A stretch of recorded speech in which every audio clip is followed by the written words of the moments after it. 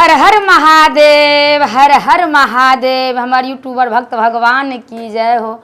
चर्चा के विश्राम के समय में भजन जे हम सब गाबै छियै दीदी से अहाँ सबके बीच में हम गाबि के सुनाबै छी। सुनब जे कतेक सुंदर भजन छै। कहै छनि चर्चा के हो, चर्चा के होला विश्राम, बोलो भैया नाम शिवाय। चर्चा के होला विश्राम, बोलो भैया नाम शिवाय। नाम शिवाय भैया नाम शिवाय, नाम शिवाय भैया नाम शिवाय।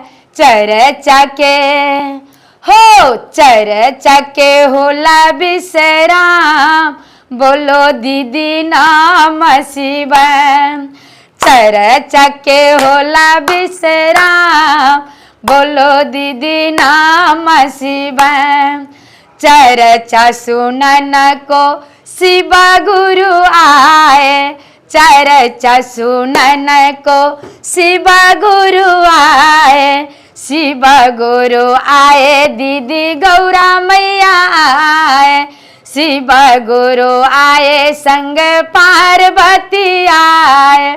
चर्चा के हो, चर्चा के होला विश्राम, बोलो भैया नाम शिवाय।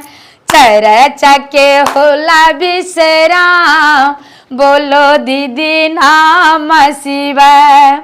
चर्चा सुनन को हरिंदर भैया आए, चर्चा सुनन को हरिंदर भैया आए। हरिंदर भैया आए दीदी लीला में आए, हरिंदर भैया आए संग लीलम दीदी आए।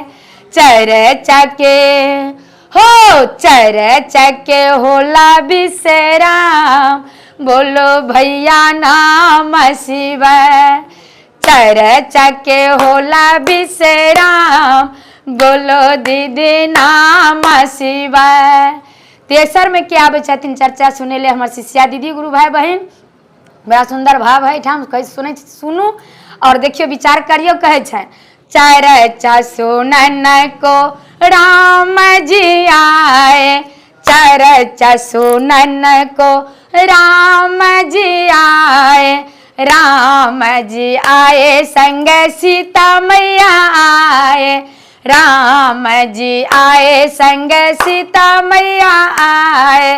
चर्चा के हो, चर्चा के होला विश्राम, बोलो दीदी नाम शिवाय। चर्चा के होला विश्राम, बोलो भैया नाम शिवाय।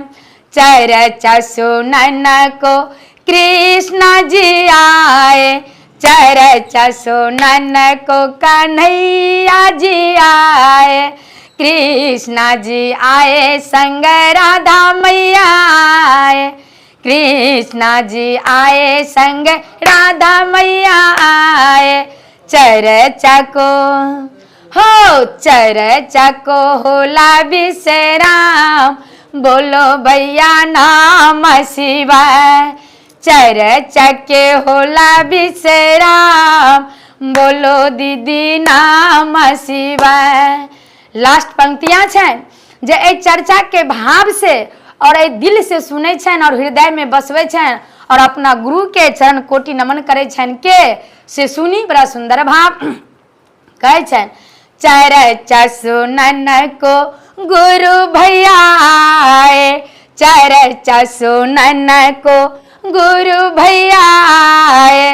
गुरु भैया आए संग गुरु बहिना आए, गुरु भैया आए संग गुरु बहिना आए। चर्चा को हो, चर्चा को होला विश्राम, बोलो भैया नाम शिवाय। चर्चा के होला विश्राम, बोलो दीदी नाम शिवाय।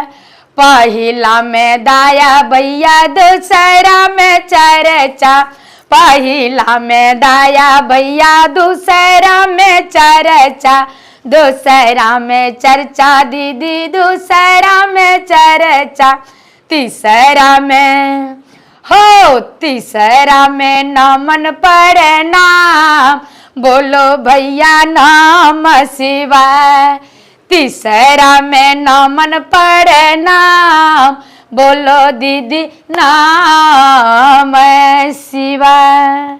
हर हर महादेव।